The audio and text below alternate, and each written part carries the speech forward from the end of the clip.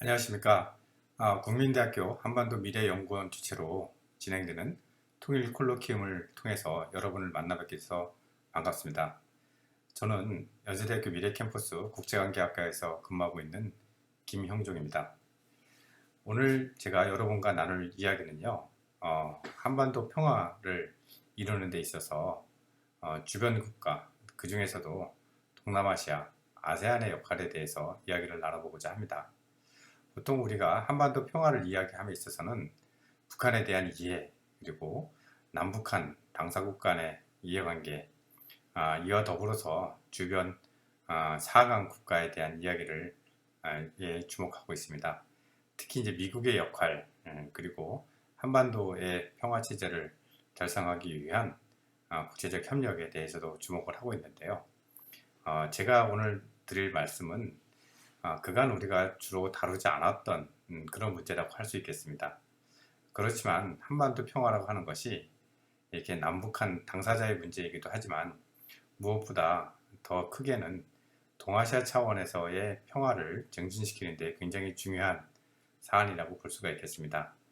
단지 한반도 평화가 이루어져서 결과적으로 동아시아로 확장되는 것이 아니라 한반도 평화를 이루기 위해서는 주변 사강 국가뿐만 아니라 동아시아, 즉 동남아시아를 포함하는 동아시아 차원에서의 지역적 협력이 필요하다는 점에 착안을 하고 싶습니다.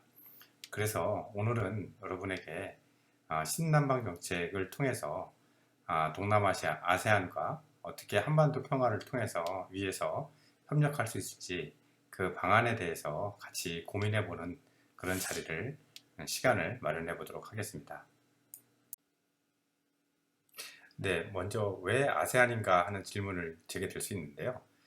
지금 사진에서 보시는 것은 북미 정상회담이 열린 싱가포르 그리고 하노이 정상회담의 모습을 담고 있습니다. 아울러서 2019년 부산에서 개최되었던 한국과 아세안의 특별 정상회담의 모습을 담고 있습니다.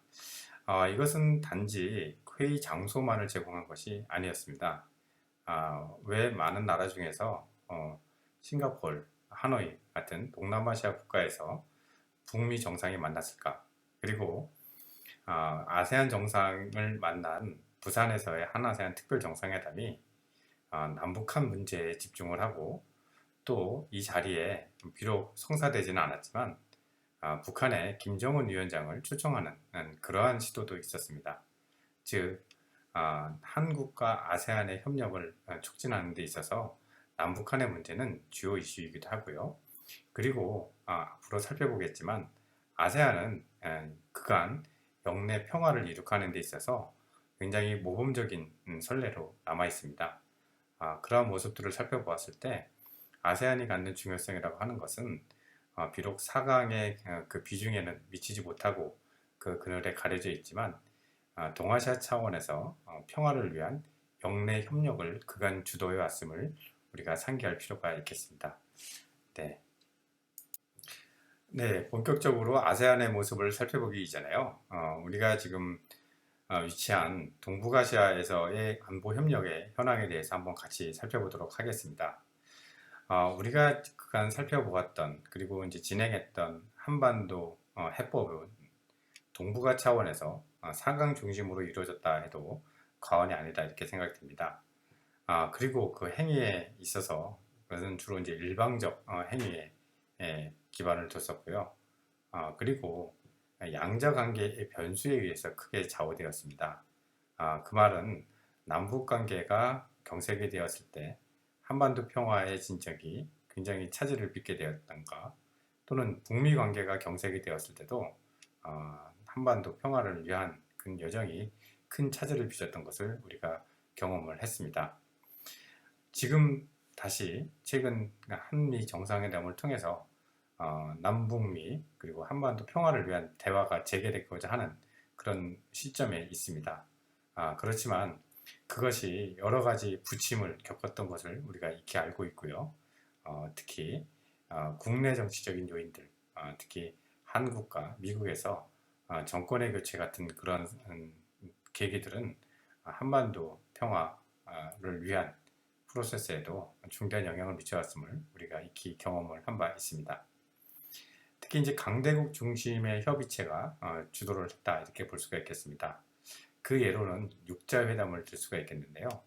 육자회담은 다 아시다시피 남북한을 포함해서 주변 4강이 포함되어 있습니다. 이것의 문제는 주로 이해관계를 갖고 있는 당사자라고 하는 문점에서 책임성도 있지만 그들 간의 이해관계의 충돌로 인해서 실제로 남북한, 즉 한반도의 평화 및 궁극적인 통일을 위한 진지한 고민이 있었는가에 대해서는 좀 회의적인 평가들이 있습니다. 즉 강대국의 이해관계가 우선시되는 그런 것이 대립하는 그런 장이었다 이렇게 말씀드릴 수가 있겠고요. 그리고 미국 중심의 국제 질서에 의존하는 다자체제에서의 유엔의 역할도 상당히 제한적일 수밖에 없었다고 볼 수가 있겠습니다.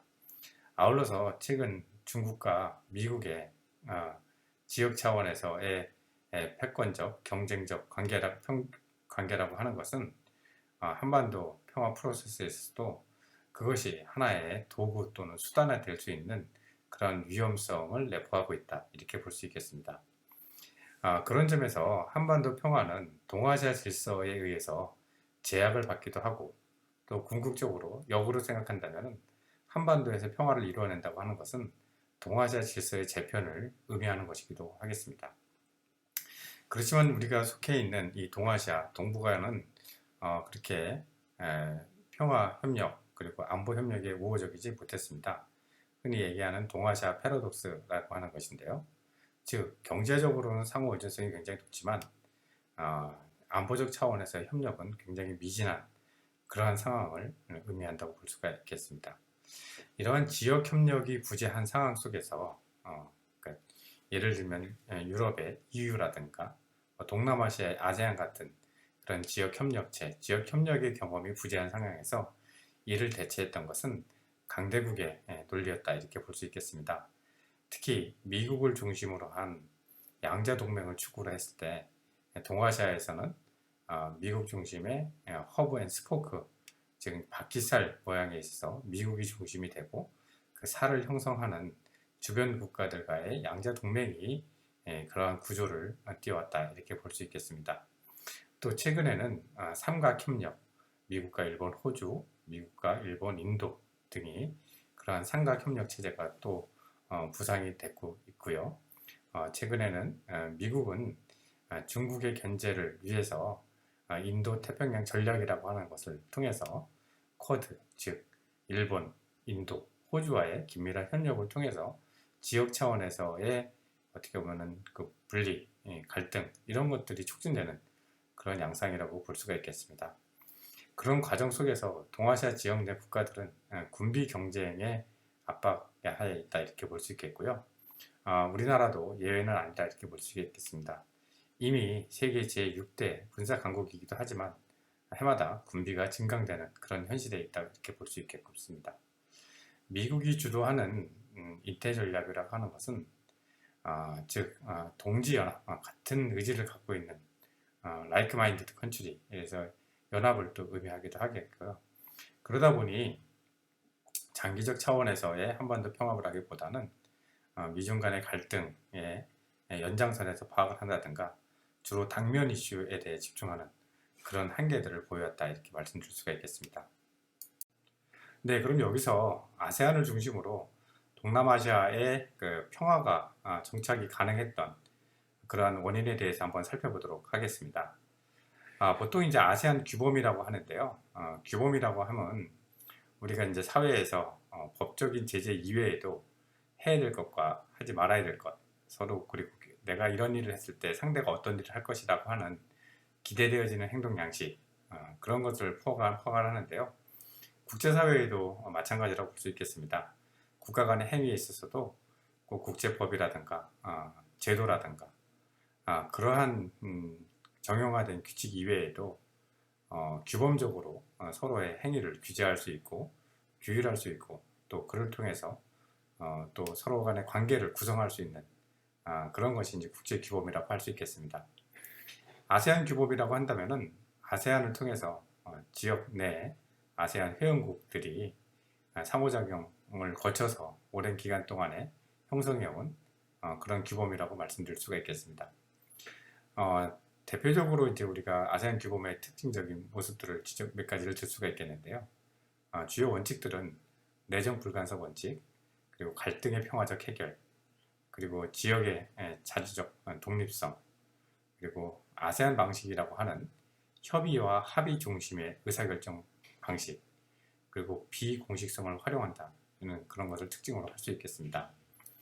보통 이제 내정 불간섭이라고 했을 때 이것이 갖는 또 양날의 칼도 있겠습니다. 최근 이제 미얀마 사태와 같은 상황에서 이렇게 무조건적인 내정 불간섭이라고 하는 것은 국제인권 차원에서 국제인권을 보호하는 데 있어서 많은 한계를 내포하기도 합니다. 다만 이러한 그 아세안 규범이 발전하던 시기에 있어서는 이들 국가들이 갓 독립한 신생 독립국으로서 실제로 국내적으로는 국가 형성이라고 하는 그런 과제가 우선되어 있었고요. 역내외적으로는 공산주의 운동에 대처하려고 하는 그러한 노력들이 필요했던 시기였습니다. 이 시기에 서로 국가 간 내정에 간섭하기보다는 자율적이고 그리고 독립적인 그런 관계를 유지하는 것이 굉장히 필요했다, 이렇게 볼 수 있겠습니다. 이런 내정 불간섭을 통해서 서로 간의 민감한 이슈에 대한 이해 충돌 가능성을 줄이는 한편 서로에 대한 이해 가능성을 높여왔다, 이렇게 볼 수 있겠습니다. 다음은 이제 갈등의 평화적 해결인데요. 어떠한 경우에도 갈등이 있을 때 그것의 해결 방안으로 무력 사용을 검토하지 않는다라고 하는 것을 단연간 수십 년에 걸쳐서 서로 확인하고 그것을 하나의 규범으로 정착시켰다, 이렇게 볼 수 있겠습니다. 그리고 강대국의 영향력에서 자유롭기 위해서는 강대국의 어느 한편에 서는 것이 아니라 중립성, 독립성을 유지할 필요가 있다라고 하는 것이고요. 이러한 그 중립성, 독립성의 원칙은 현재까지도 굉장히 중요하게 이어지고 있다, 이렇게 볼 수 있겠습니다. 즉 어느 한편을 들어서 그때의 이익을 챙기기보다는 독립적 단위로서 균형적 외교를 추진하는 그러한 원칙이라고 볼 수 있겠습니다. 그 다음은 아세안 내부의 의사결정 방식이라고 볼 수 있는데요. 협의와 합의 중심입니다. 즉 다수결로 인해서 어느 특정 국가나 상대가 불만족스러운 그런 결과를 전체 이름으로 강요하는 것이 아니라 모두가 합의할 수 있을 때까지 긴밀하게 협의해 나가는 그런 방식을 추구했습니다. 그렇기 때문에 비록 더딘 의사결정 과정을 거치지만 일단 결정이 되었을 때는 모두가 만족할 수 있는 수준이었기 때문에 그 결정에 대한 신뢰, 그리고 그 결정을 지키고자 하는 그런 의지를 강화할 수 있었다, 이렇게 볼 수 있겠습니다. 또 그 과정에서 비록 공식적인 협상 테이블의 문제뿐만 아니라 비공식적이고 일상적인 대화를 가짐으로써 비록 국가의 이익을 추구하는 정부의 대표로서 협상을 임하기도 하지만 협상 자체가 목표가 아닌 대화 자체를 목표로 함으로써 서로 간의 이해를 높여왔다, 이렇게 볼 수 있겠습니다. 결국은 아세안이 지금 동아시아 차원에서 여러 가지 다자 협력체에서 의장과 의장 역할을 수행하면서 그러한 갈등을 조율할 수 있는 그러한 비결에는 흔히 말하는 아세안 방식이 갖는 의사결정 과정에 있어서의 어떻게 보면 합리성, 그리고 그것이 이견이 발생했을 때 이해관계를 조정할 수 있는 그런 역내 리더십을 갖기 때문이 아닌가, 이렇게 생각이 됩니다. 특히 이제 아세안은 아세안 내부에 있어서의 단결, 그것을 전제로 하지만 그것들이 대외관계, 특히 강대국을 상대하거나 동아시아 차원에서의 다자협력체를 추진하는 데 있어서는 아세안이 중심이 되어야 한다라고 하는 아세안 중심성을 표방을 하고 있습니다. 아세안 중심성이라고 하는 것은 아세안 혼자만 표방한다고 되는 것은 아니겠죠. 그런데 실제로 한중일 함께 참여하고 있는 아세안 플러스 2라든가 동아시아 정상회의, 미국도 마찬가지고요. 이렇게 강대국들이 서로 간의 신뢰가 충분하지 않고 갈등 또는 이제 경쟁적 상황에 있는 상황에서는 기본적으로 아세안의 그 중재적 그리고 중립적 역할에 대해서 높이 평가하고 있습니다. 결과적으로 봤을 때는 아세안의 중심성을 존중하고 인정하는 것이 동아시아 차원에서 지금 현재 진행되는 다자협력의 전제 조건이었다, 이렇게 볼 수 있겠습니다. 아세안이 일으켰던 몇 가지 성과들을 살펴보게 되면요, 이러한 아세안 방식이라고 하는 것이 어느 한순간에 이루어진 것은 아니다, 이렇게 볼 수 있는데요. 예를 들면 1971년에는 평화, 자유, 중립지대를 선언을 하게 됩니다. 이른바 조판 선언인데요. 이 조판 선언을 통해서 여기서 담고 있는 주요 가치이자 목표를 설립하게 되고 여기에 대한 합의를 이루게 됩니다. 즉 영내 평화, 그리고 개별 국가 또는 지역으로서 누리는 자유, 그리고 대외 관계를 추진함에 있어서 한편에 치우치지 않는 중립지대에 있겠다라고 하는 것입니다. 이러한 평화, 자유, 중립지대의 원칙은 지금까지도 아세안을 지탱하는 중요한 원칙이다, 이렇게 볼 수 있겠고요. 또 1976년에 우호 협력 조약을 체결을 했는데요. 이를 통해서 아까 말씀드렸던 내정 불간섭, 갈등의 평화적 해결, 지역의 독립성, 원칙들을 하나의 조약으로서 명문화했다, 이렇게 볼 수가 있겠습니다. 네, 아세안의 영내 협력은 더더욱 심화되는데요. 이는 경제 부분에서의 협력, 그리고 사회 문화 부분에서의 협력을 포괄하고 있습니다. 특히 이제 아세안 비전 2020을 통해서는요, 인간 안보와 인간 개발을 지향하는 케어링 앤 쉐어링 소사이어티를 지향을 하게 됩니다. 특히 이제 아세안 헌장을 통해서는 아세안이 공동체로서의 공동의 지향, 목표를 구체화하게 되는 그런 과정을 겪게 됩니다. 네, 이 점에서 눈에 띄는 변화는요, 1997년 경제 위기를 계기로 인해서 아세안과 한중일을 비롯한 동아시아 차원에서의 협력의 필요성이 제기되었다는 것인데요.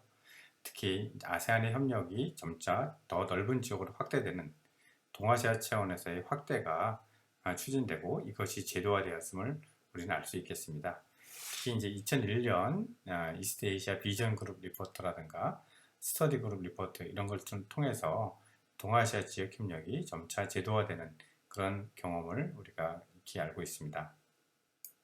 네, 지금 말씀드렸던 여러 가지 협력의 그 확대 이런 걸 보았는데요. 지금 현재 그 아세안을 중심으로 한 동아시아 차원에서의 지역 협력 구도를 한번 그림으로 살펴보도록 하겠습니다. 지금 여러분 보시는 바와 같이 아세안이 1967년에 설립돼서 있고요. 아세안은 그 외부 국가들과의 대화 그리고 협상을 촉진하기 위해서 대화 상대국이라고 하는 제도를 두고 있습니다. 즉 아세안 미국, 아세안 중국, 아세안 일본 이렇게 아세안과 양자 차원의 관계를 흔히 우리가 아세안 플러스 원 메커니즘이라고 볼 수가 있겠고요. 한국도 당연히 아세안 플러스 원, 즉 대화 상대국으로서 지금 관계를 발전시키고 있습니다. 또 하나는 ARF라고 하는 것인데요. 아세안 리저널 포럼입니다. 1994년에 출범이 됐고 여기서 A가 아시아가 아니라 아세안이라고 볼 수가 있겠고요. 그래서 주로 영내 정치 안보 문제에 관한 이야기를 논의하는 이슈를 논의하는 그런 포럼이라고 볼 수가 있겠고요. 이것의 의장은 아세안의 의장국이 자동적으로 ARF의 의장이 된다고 할 수 있겠습니다. 이 ARF에는 남북한이 동시에 가입해 있는 어떻게 보면 거의 유일한 지역 기구가 아닌가 이렇게 생각이 되는데요. 이 과정을 통해서 남북한의 양자 채널 이외에 다자 채널을 하나 확보한다는 그런 의미를 볼 수 있겠습니다. 그러나 결과적으로 봤을 때 이런 다자 채널이 효율적으로 활용되었는가에는 여전히 의구심이 제기되고 그런 상황입니다. 그 다음에 이제 아셈이라고 있습니다. 아시아 유럽 미팅이라고 볼 수 있는데요. 여기에도 아시아 지역에서는 아세안과 한중일의 국가가 아셈에 참여하고 있습니다. APT는 아까 말씀드렸던 아세안과 한중일을 의미하는 것이고요. 여기 EAS 동아시아 정상회의는 APT에다가 인도, 호주, 뉴질랜드, 미국, 러시아가 포함하고 있습니다. 그리고 이제 APEC에도 아세안이 참여하고 있고요. 특히 EAS와 APT 같은 경우에는 ARF와 마찬가지로 아세안이 의장국을 담당하고 있습니다. 그래서 아세안 정상회의가 끝나고 바로 이어서 APT 그리고 EAS 정상회담을 하게 되는데요. 여기에 아세안은 의장국으로서 주요 의제를 사전에 제안하고 협의할 뿐만 아니라 실제 APT 및 EAS 정상회의 각 장관회의에서 이견이 발생했을 때 그것을 조율하는 역할을 하게 됩니다. 그렇기 때문에 사실은 강대국의 이해관계 충돌에도 불구하고 여태까지 APT와 EAS가 상대적으로 안정적으로 정착할 수 있었다, 이렇게 평가되고 있습니다. 네, 지금까지 아세안이 동남아시아 지역 내에서 평화와 안정을 이룩하는 데 어떻게 기여했는가를 살펴봤습니다. 특히 이제 아세안 규범에 대해서 우리가 주목할 필요가 있음을 말씀을 드렸고요. 아세안 규범에 기반해서 아세안이 동아시아 차원에서의 다양한 협력체를 탄생시키고 정착시키는 데 기여했음을 살펴봤습니다. 그럼 지금부터는 보다 좀 구체적으로 아세안이 남북한과 어떤 관계를 맺었는가에 대해서 한번 살펴보도록 하겠습니다. 지금 여기서 보시는 표는 남북한과 아세안 각 국가들이 맺었던 외교 관계에 대해서 말씀 볼 수가 있겠습니다. 여러분들 잘 아시겠지만 남북한이 서로 이제 분단된 채 독립된 정부를 형성한 이후에는 세계 무대에서 외교전을 펼쳤다, 이렇게 볼 수가 있겠습니다. 특히 이제 제3세계에서 서로에 대한 그 견제 심리가 발동을 했고 외교전을 펼쳐갔다, 이렇게 볼 수가 있겠는데요. 한동안은 상대 국가, 즉 북한과 외교 관계를 맺고 있으면 우리는 그 국가와 외교를 맺지 않는 그러한 원칙을 추구하고 있었습니다. 근데 좀 예외적으로 본다면요, 아세안 국가들은 다수의 국가들이 남한과 북한에 동시에 외교 관계를 수립을 했다, 이렇게 볼 수 있겠고요. 결코 북한과의 관계에 있어서도 소원하지 않았음을 우리가 알 수 있겠습니다. 특히 이제 뭐 보시게 되면요, 예를 들면 이제 인도네시아 같은 경우를 볼 수가 있겠습니다. 1966년에 남한이 먼저 수교를 했는데요. 북한과는 64년 한국보다 우리보다 먼저 이제 수교를 했음을 알 수 있겠습니다. 당시 이제 인도네시아 정부 정권의 특징이라고 볼 수가 있겠고요. 그런 영향이 결과라 이렇게 볼 수가 있겠습니다. 특히 이제 뭐 라오스 같은 경우에도 거의 동시대적으로 우리와 외교 관계를 수립을 했다, 이렇게 남북한 동시에 외교 관계를 수립을 한 것을 알 수가 있겠습니다. 말레이시아 같은 경우 뭐 60년 한국과 수교하고 73년에 수교했습니다. 싱가포르 같은 경우는 75년에 남북한 동시 수교를 하게 되고요. 다만 이제 필리핀 같은 경우는 또 이제 안보적 특수 상황, 그리고 이제 반공국가, 그리고 미국과의 특수한 안보적 상황으로 인해서 한국전에서 참전한 바 있었고요. 그래서 한국과의 관계에 보다 더 일찍 관계를 수립을 한 것을 알 수가 있겠습니다. 뭐 태국, 베트남 이런 경우에도 보더라도 어느 한 축에 일방적으로 치우치지 않은 그러한 어떻게 보면 균형 잡힌 외교 관계를 형성해 왔다, 이렇게 볼 수 있겠고요. 그런 그 양 국가 차원에서, 특히 이제 개별 국가 차원에서의 수교 문제도 그렇지만 아까 좀 전에 말씀드렸던 아세안 차원에서 중립성이라고 하는 원칙이 강조되면서 어떻게 보면 우리에게도 굉장히 중요한 파트너이고 협력 대상이기도 했지만 북한과도 굉장히 중요한 관계를 유지해왔다, 이렇게 우리가 설명드릴 수가 있겠습니다.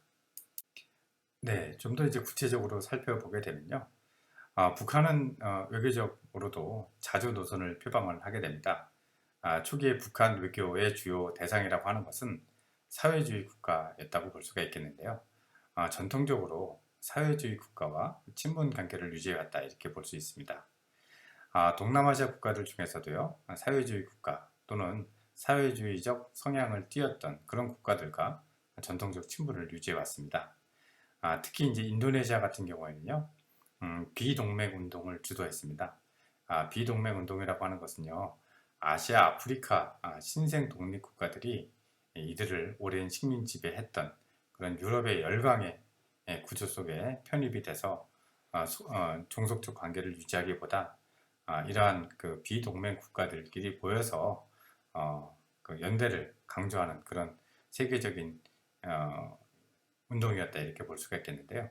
당시 이제 인도와 같이 이런 것을 주도했고 1955년에는 반둥에서 인도네시아 반둥에서 비동맹 회의를 개최를 한 바 있겠습니다. 비동맹 운동이라고 하는 것은 당시 이제 한국과 북한에게도 어떻게 보면 중요한 외교 무대라 이렇게 볼 수가 있었는데요. 한국은 당시 비동맹을 주도했던 국가들 입장에서 봤을 때는 미국과의 관계가 굉장히 중요하게 부각이 되었기 때문에 비동맹 운동에 가입하는 것이 적절치 않았다 이렇게 인식이 되었습니다. 그래서 한국의 가입 신청이 거절된 반면에 북한은 75년에 비동맹 운동에 회원국의 만장일치로 가입을 하는 또 그런 배경도 있었습니다. 북한과 특히 이제 인도네시아는 굉장히 긴밀한 관계를 형성해왔다 이렇게 볼 수가 있겠는데요. 1965년 4월에는 당시 김일성 주석에게 명예 박사 학위를 수여를 했는데요.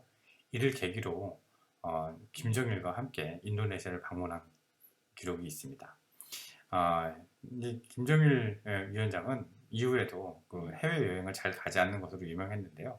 어떻게 보면은 당시 그 부자가 같이 이례적으로 해외를 방문했던 그런 사례라고 볼 수가 있겠습니다. 1975년에는 이전 1년에 그 비동맹 회의 이후에 이제 남으로 이제 약칭가 되었는데요. 그 비동맹 회의 장관급 회의에서는 한반도 문제에 관해서 북한 입장을 지지하는 그러한 의견을 표명을 한 바가 있고요. 이는 이후에 북한의 유엔 외교에 기반이 되는 것을 우리가 알 수 있습니다. 1989년 이후에는요, 북한은 동남아시아 및 호주, 뉴질랜드까지 외교적 노력을 확대를 하게 되고요. 적극적으로 이제 방문 외교를 추진을 하게 됩니다. 이러한 북한의 그 외교적 적극성이라고 하는 것은요, 1991년 김일성 주석의 신년사를 통해서도 드러나게 되는데요. 당시 이제 어떻게 얘기했냐면요, 오늘 아시아는 새로운 발전 단계에 들어서고 있다. 공화국 정부는 자주적이고 평화롭고 번영하는 새 아시아를 건설하기 위하여 아시아 여러 나라들과 친선 협조 관계를 적극 발전시켜 나갈 것이다. 이렇게 주장을 한 바 있습니다. 그래서 당시 이제 북한도 외교 다변화를 추진하는 과정에서 동남아시아를 굉장히 주요한 협력 대상국으로 인식했던 것을 우리가 알 수 있겠습니다. 그리고 이제 외교에서 굉장히 적극성을 띠면서 1991년 9월 평양에서는 개발도상국들의 모임이죠. 77 그룹 회의를 개최를 한 바가 있고요. 이에 더 나아가서 이제 94년에는 에이펙 가입도 의사를 표명을 한 바가 있습니다. 이런 외교 관계에 약간 금이 가기 시작하는 것은 결과적으로 본다면은 북한의 이제 핵 개발이 본격화되면서라고 볼 수가 있겠는데요. 예를 들어서 이제 북한이 NPT를 탈퇴하게 되는 그 시점에서는 아세안의 그 외무장관 회의, 아세안 확대 외무장관 회의에서 우려를 표명을 하기도 했습니다. 북한은 어떻게 보면은 이제 북한의 이러한 움직임 그리고 지향에 대해서 국제사회의 고립을 우려했기 때문에 이를 정면으로 돌파하고자 적극적인 외교로 대응을 하게 됩니다. 예를 들면 1993년에 인도네시아에서 개최된 비동맹 회의에 참여해서 북한 입장에 대한 적극적인 지지를 호소를 하게 됩니다. 1993년 9월에는 양형섭 당시 이제 최고인민회 의장이 인도네시아, 싱가포르, 라오스, 태국 등을 방문을 하게 되죠. 1993년 3월 당시 이제 이종옥 부주석이 태국 및 말레이시아를 특사 방문하기도 했습니다. 이제 그 이전에 1992년에는요, 김영남 외교부장 부총리가 캄보디아, 라오스, 베트남 3가국을 방문을 하기도 했고요. 김정일 체제 등장 직후에 경제난과 외교적 고립 타개를 위해서 전방위적 외교 전략을 펼쳤음을 우리가 알 수 있겠습니다. 우리가 지금 신남방 정책을 얘기를 하는데요. 당시 그 이전에 이제 80년대 노태우 정부 때 우리가 이제 북방 정책을 추진한 바 있습니다. 이에 대한 하나의 또 대응이라고 볼 수가 있겠는데요.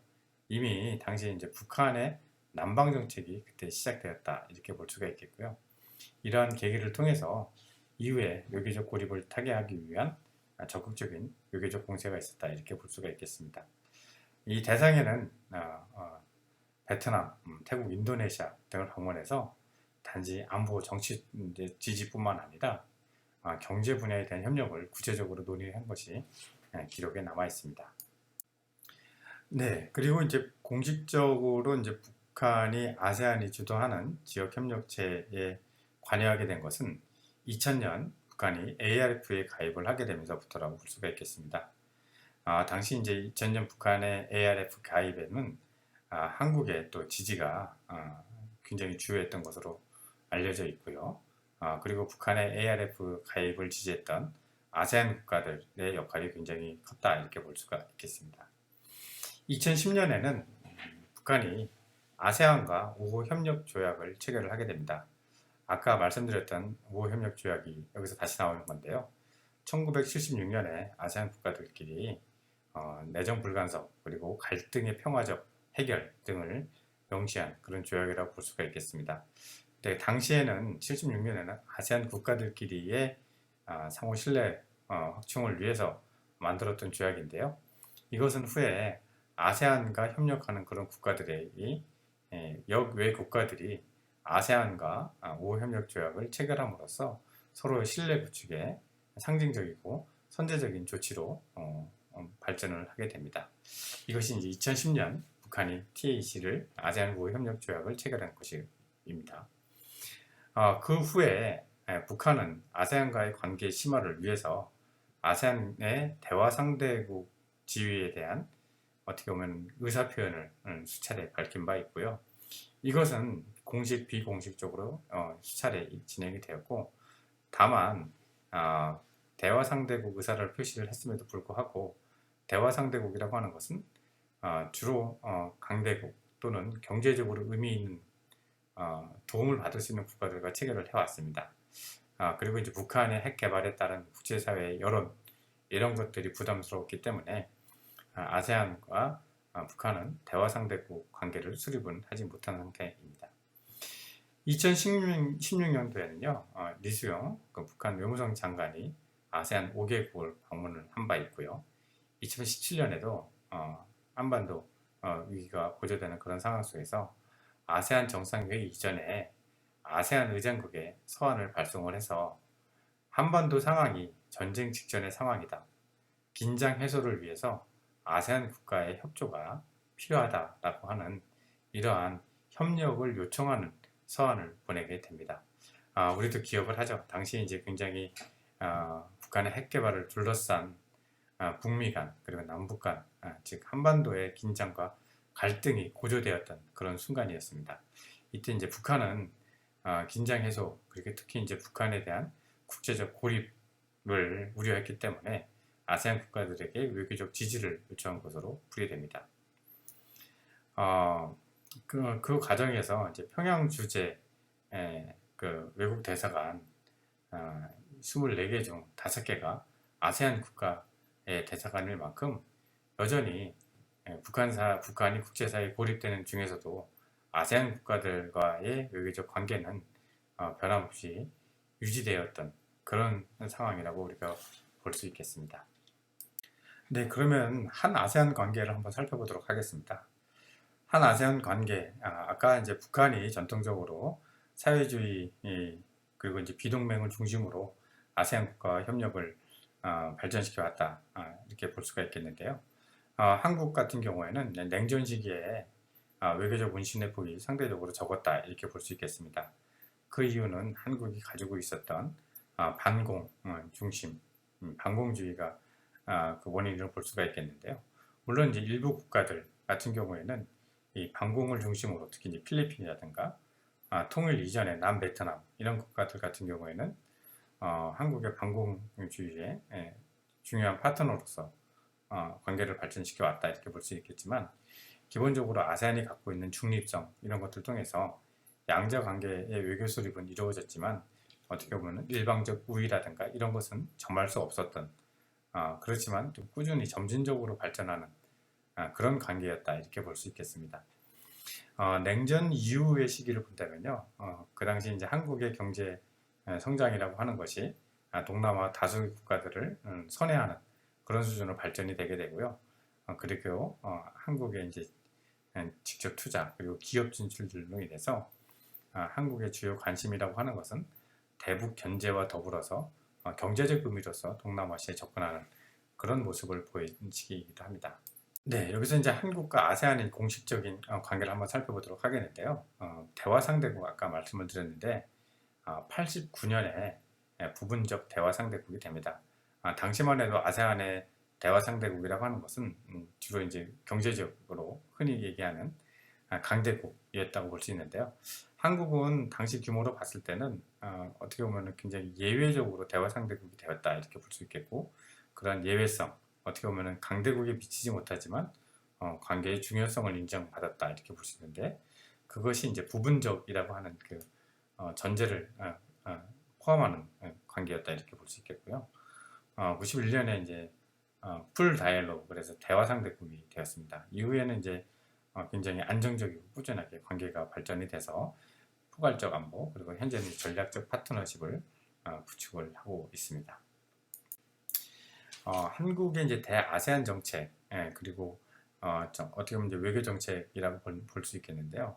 흔히 이제 우리가 외교적으로 각 정부가 들어서면 새롭게 표방하는 그런 정책들이 있게 되는데요. 여러분들 잘 아시겠지만 김영삼 정부 때 이제 세계화, 그리고 이제 김대중 정부 때 동아시아, 그리고 노무현 정부 때 동북아, 그리고 이명박 박근혜 정부 때 각각 아시아, 유라시아에 이제 집중을 한 바 있습니다. 여기서 제가 말씀드리고 싶은 것은요, 한국이 외교적으로 동북아 및 동아시아 차원에서의 외교 관계를 확대하고 지역 협력에 눈을 돌리고 여기에 공을 들였던 시기를 볼 수 있겠는데요. 즉 적극적으로 지역 차원에서의 협력을 논의에 주도적으로 참여했던 그런 시기는 역설적으로 남북한 관계가 상대적으로 긴장이 통제되고 어떻게 보면 이제 안정된 상태였다 이렇게 볼 수 있겠습니다. 그 말은 다시 얘기하면은 남북한 관계가 긴장이 되고 경색이 되는 국면에서는 한국의 외교적 영역, 지향, 지평 이런 것들은 굉장히 협소화될 수밖에 없었다 이렇게 볼 수 있겠어요. 즉 한반도에서 긴장이 풀리고 한반도 관계에서 남북한 관계가 원활히 되고 안정적일 때 동아시아, 동북아 차원에서의 한국의 외교도 제 역할을 할 수 있는 기반이 되었다 이렇게 볼 수가 있겠습니다. 네, 역대 정부의 이제 외교 정책의 주요 상징적인 정책들을 살펴봤는데요. 문재인 정부 들어서는 가장 이제 핵심적인 대표적인 정책 중에 하나가 신남방 정책, 신북방 정책이 아닐까 생각이 됩니다. 이제 그 중에서도 사실 정상급 외교 그리고 여러 가지 이제 외교적 교류 상황을 봤을 때 신남방 정책에 대한 정성 그리고 노력은 굉장히 상징적뿐만 아니라 실질적으로 굉장히 중요한 비중을 차지하고 있다 해도 과언이 아닐 것입니다. 2017년에 아세안과 인도에 집중을 해서 이들 국가들과의 관계를 흔히 우리가 얘기하는 4강 외교 수준으로 격상시키겠다라고 하는 야심작 계획을 발표를 하게 되고요. 그러면서 주로 아세안 국가들과의 협력을 강화하게 됩니다. 그것이 우리가 지금 알고 있는 신남방 정책이라고 하는 것인데요. 신남방 정책을 추진하는 과정에서는 흔히 얘기하는 3P를 캐치프레이즈로 내걸게 됩니다. 즉, people, 사람, 그리고 프로스퍼리티, 상생 번영의 공동체, 그리고 제일 중요한 peace, 평화 공동체 이렇게 볼 수가 있겠습니다.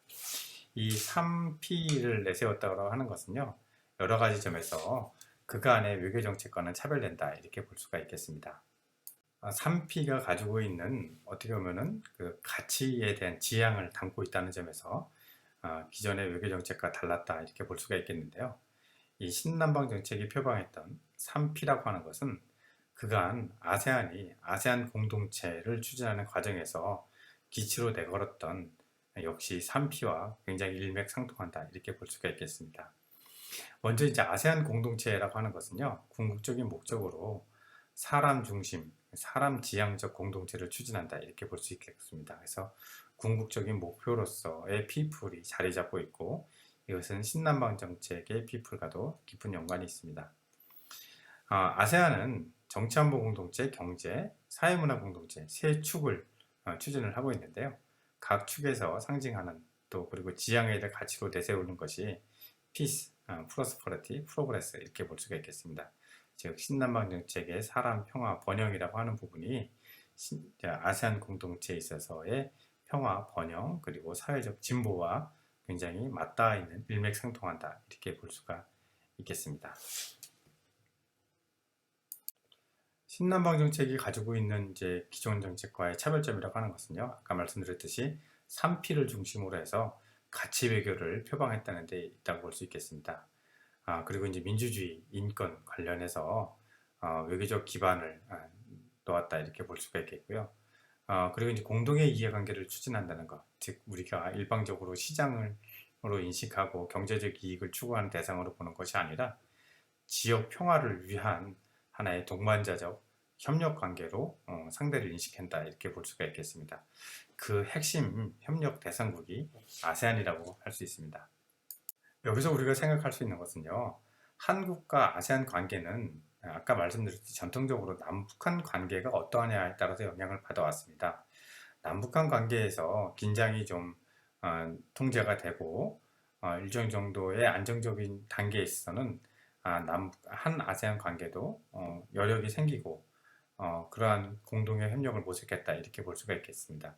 즉 다시 말하면은 한 아세안 관계라고 하는 것은 남북 관계가 어떻게 진행되는데에 따라서 결과적으로 영향을 받는 그러한 대상이었다고 볼 수가 있겠는데요. 지금 신남방 정책을 추진하는 과정에서는 우리가 이러한 점을 다시 한번 재고할 필요가 있겠습니다.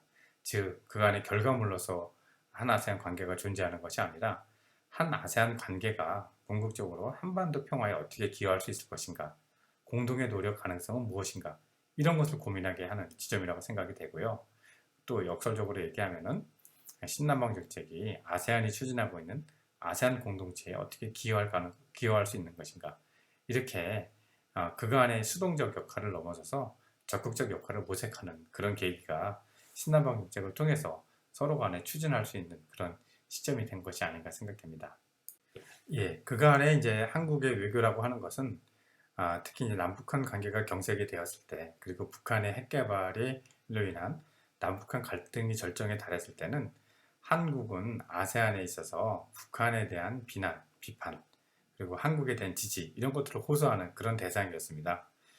그렇지만 이제 신남방 정책이 추진되는 그런 과정, 그리고 남북한 그런 관계 개선이 모색되는 그런 시점, 특히 이제 평창 올림픽을 계기로 한 남북한 관계 개선, 그리고 북미 간 대화가 이제 실현되는 그런 시점에서 봤을 때는 한국과 아세안의 역할이라고 하는 것, 특히 이제 아세안의 역할이라고 하는 것이 한반도 평화에 어떻게 기여할 수 있는 것인가, 이런 점들을 서로 적극적으로 모색했다 이렇게 볼 수가 있겠습니다.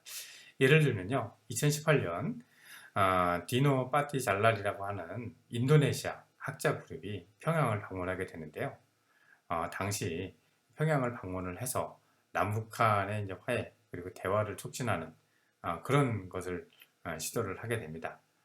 그 당시에 같이 동행했던 학자들이 캄보디아, 인도네시아, 미얀마, 필리핀, 태국, 베트남, 뉴질랜드 이렇게 동남아시아의 다수의 오피니언 리더들이 같이 방문을 하게 돼서 남북한 화해의 가능성에 대해서 모색을 한 그런 전력도 있습니다.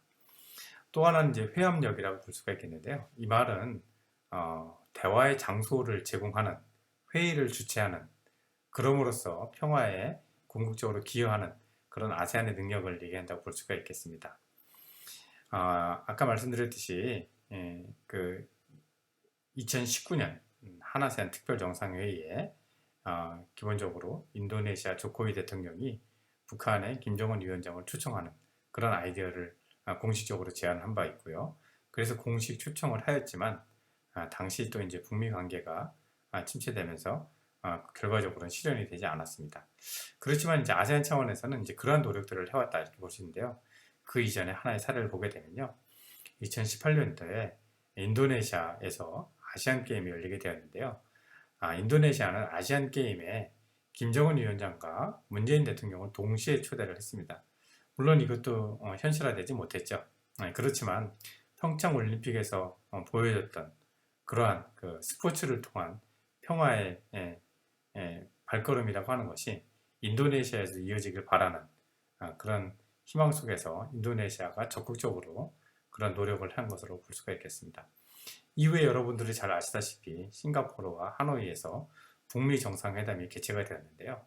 이것은 아까 말씀드렸듯이 싱가포르가 베트남이 각각 한국은 물론 북한과 오랜 기간 동안 외교적 관계, 신뢰 관계를 구축해 왔기 때문에 어느 일방의 선택이 아닌 양자로부터 신뢰를 얻을 수 있는 그런 지역이었다 이렇게 볼 수가 있겠습니다.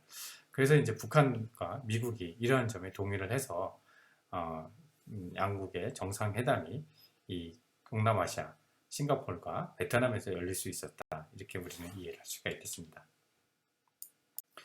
자, 그렇다면 그 양자관계 속에서 남북한이 대화를 촉진할 수 있는 아세안의 그리고 개발국가 차원에서의 움직임들을 살펴봤는데요.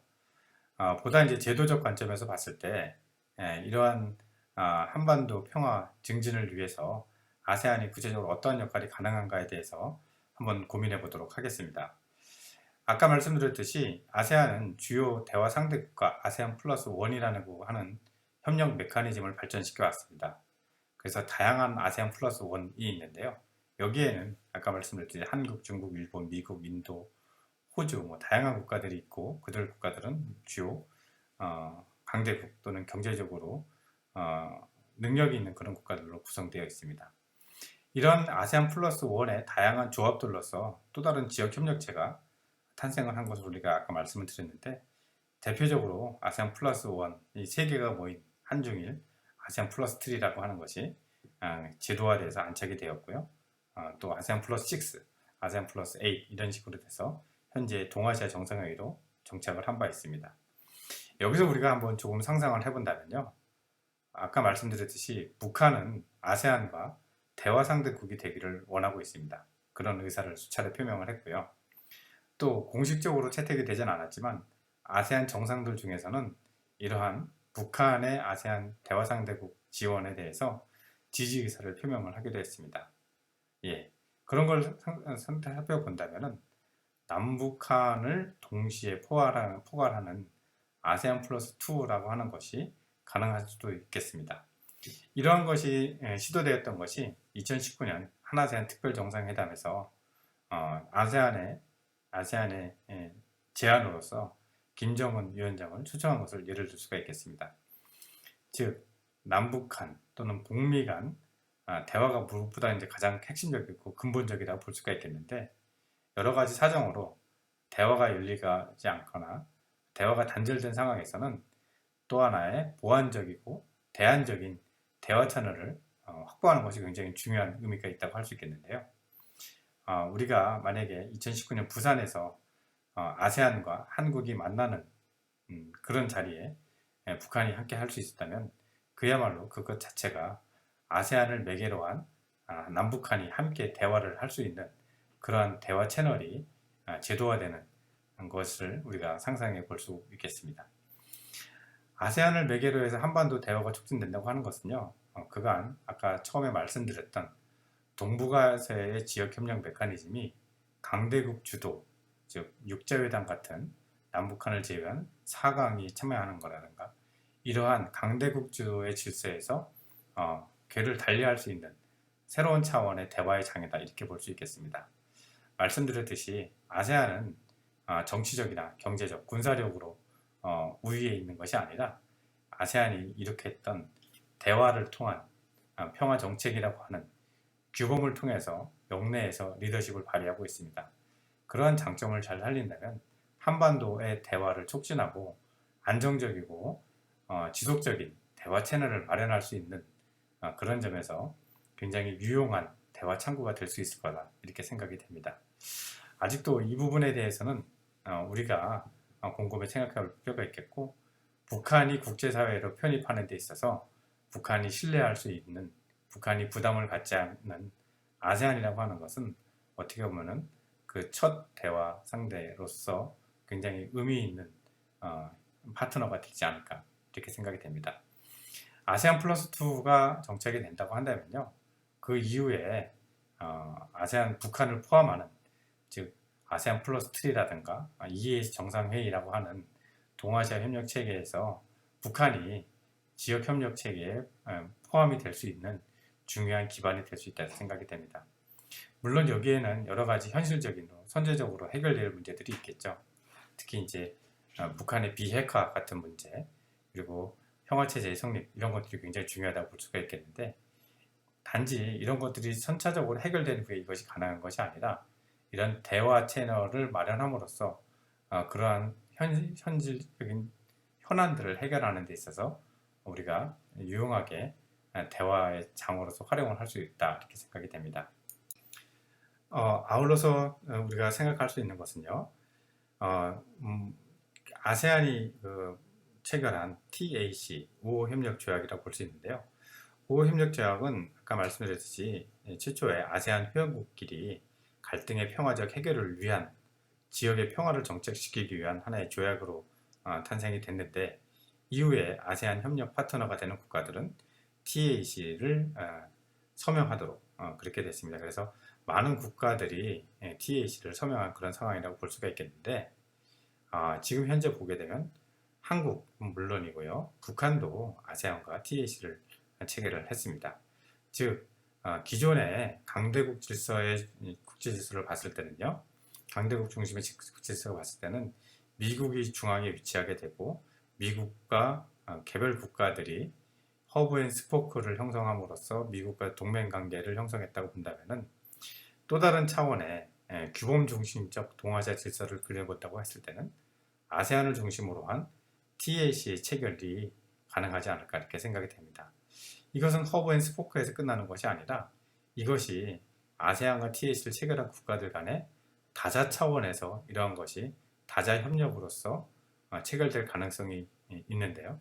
만약에 그렇게 된다면은 이 아세안과 북한, 아세안과 한국뿐만 아니라 한국과 북한, 중국, 일본, 미국, 호주, 이런 국가들 간의 상호 TAC의 체결이라고 하는 그러한 지역 차원에서의 보다 더 진일보한 평화를 위한 안전장치를 확보할 수 있는 그런 의미를 갖겠습니다. 예, 끝으로 우리가 생각해 볼 수 있는 것은요, 동아시아의 비핵지대화라고 볼 수가 있겠습니다. 기본적으로 지금 북한의 비핵화, 그리고 궁극적으로 북한의 비핵화는 한반도의 비핵화의 실행을 그러니까 동시에 수반되어야 된다, 이렇게 우리가 이해를 하고 있는데요. 남북한, 그리고 한반도 차원에서의 비핵화는 거기서 그치는 것이 아니라 보다 더 넓은 지역적 차원에서의 비핵화 또는 비핵지대화를 충분히 견인할 수 있는 그런 잠재력을 가지고 있다, 이렇게 볼 수 있겠고, 그럴 때만이 또 역설적으로 한반도의 비핵화를 영구적으로 지속시킬 수 있는 안전장치를 더 하나 확보하는 것이다, 이렇게 볼 수 있겠습니다. 우리가 이제 알고 있는 것은 비핵지대화, 남극조약, 우주조약, 해저 비핵화 등과 더불어서 중앙아시아, 남미 등 각 지역 차원에서의 비핵지대화 조약을 통해서 지역 차원에서 비핵화를 실현한 사례들을 우리는 알고 있습니다. 동남아시아 같은 경우도 여기서 예외는 아닌데요. 예를 들면은 1995년에 아세안은 동남아시아 비핵무기 지대 조약을 체결을 했습니다. 이것은 1971년에 체결했던 조판, 즉 동남아 평화 자유 중립지대 선언의 연장선이라고 볼 수 있겠고, 이것을 비핵지대화로 실현한 것이라고 볼 수 있겠습니다.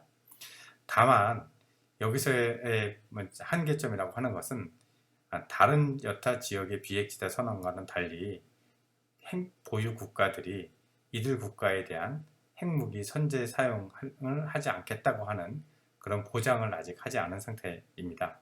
즉 아세안 국가들은 핵무기를 갖지 않겠다고 선언을 했지만, 핵 보유국들은 이들에 대한 핵 선제 공격 사용을 아직 공식적으로 포기하지 않은 상태다, 이렇게 볼 수 있겠습니다. 그래서 미완의 상태라고 볼 수가 있겠는데요.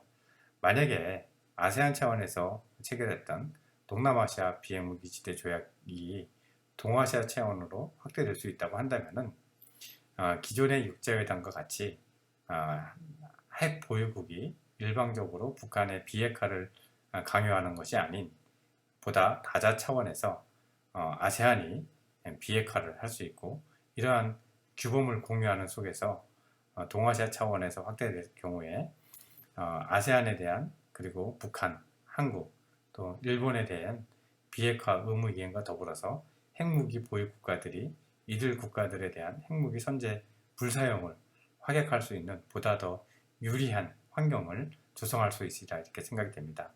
즉 아세안 차원에서 성립한 것이 아직 미완의 상태라고 한다면 여전히 신뢰 문제로 어려움을 겪고 있는 북한의 비핵화, 나아가 한반도 비핵화라고 하는 것이 동아시아 비핵화를 통해서 보다 더 보완적인 그런 대안을 가질 수 있지 않을까, 이렇게 생각이 됩니다.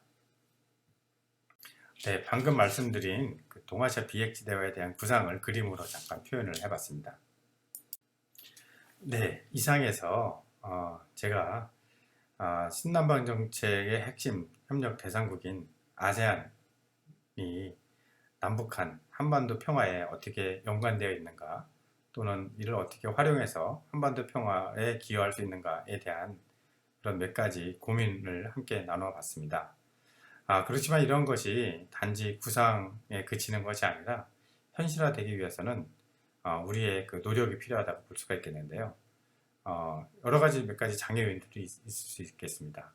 특히 이제 여전히 강대국의 의존적인 접근이 주를 이루고 있다는 점, 그리고 이제 강대국 관계에 대한 대안으로서의 다자 협력체, 특히 이제 지역 협력체에 대한 그런 고민이 아직 좀 부족하다라는 생각이 들고요. 그러니까 우리가 분단 이후에 지역적 차원에서 고민하기보다는 양자적 차원, 특히 이제 한미 관계라든가 또는 다자 차원, 유엔 차원에서 고민은 많이 있었지만, 지역적 차원에서 동북아 또는 동아시아 차원에서 평화를 위해서 우리가 같이 어떻게 지역적 차원의 협의체를 만들 것이고 협력을 추진할 것인가에 대한 고민은 상대적으로 부족했습니다. 이것은 뭐 우리의 문제뿐만 아니죠. 서로 상호간 작용으로 만들어진 결과인데요. 특히 한중일 간의 역사적 문제에서 비롯된 상호 신뢰 부족에서 기인한 문제가 아닌가 생각이 됩니다. 특히 이제 중국, 일본, 여전히 우리가 공동체로서의 비전이 부족하지 않은가, 이렇게 생각이 들고요. 다만 이런 것들이 장애 요인으로서 그대로 남아있는 것이 아니라 아까 말씀드렸듯이 아세안이라고 하는 평화 정책에 있어서 상대적으로 성공적 성과를 낸 지역 협의체가 있고, 이것이 멀리 떨어져 있는 것이 아니고 실질적, 지리적으로도 가깝고 97년 이후에 다양한 동아시아 지역 협력체를 통해서 이미 협력을 공유하고 있는 그런 상황이라고 볼 수 있겠습니다. 다만 여태까지는 한반도 문제를 고민하는 데 있어서 굉장히 당사자가 아닌 그렇게 인식을 했고요. 남북한 관계에 따라서 우리가 여력이 있으면 아세안 관계도 이렇게 한번 둘러보는 그런 거였다고 한다면은, 앞으로는 신남바 정책의 추진을 계기로 해서 아세안이 남북한 관계 또는 한반도 평화, 더 나아가서 동아시아의 평화에 어떻게 기여할 수 있는 것인가, 아세안을 어떻게 우리가 활용을 할 수 있을 것인가, 그런 부분에 대한 고민이 좀 더 구체화될 필요가 있다고 생각이 됩니다. 네, 이상으로 좀 부족하지만 제가 아세안이라고 하는 지역 협의체를 관찰하면서 한반도 문제를 고민하면서 들었던 생각을 여러분과 함께 나누었습니다. 예, 장시간 경청해 주셔서 감사드립니다. 고맙습니다.